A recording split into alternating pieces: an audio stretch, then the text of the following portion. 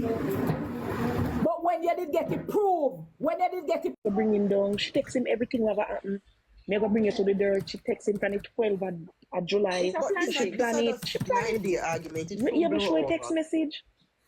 You ever show a text message where she tell him what go on, what happened to him? And she ever send a picture. And she knows a picture of you. She show everything, but not why the screenshot then and circulate. When did that there with the little boy, you say you stand by him and you don't believe. When they call you and tell you say RT, they are jail, you say you run out and come tell the people them and you know say a fucking liar, you run out and come tell the people them say RT, they are jail, and you sit down in front of the pulpit and you tell you're looking at people then yeah, and you tell them say, boy, people wicked, mankind wicked, but never know say some mankind, are you wicked? Are you wicked? And I give people the impression, say, the man they are jail for through the way you're there in front of the camera. And I tell the people, them say, oh, people wicked for lack of art. And the wife called crying, the wife called crying.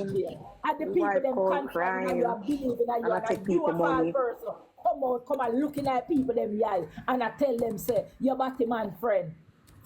They are jail, and you know him that they are not jail.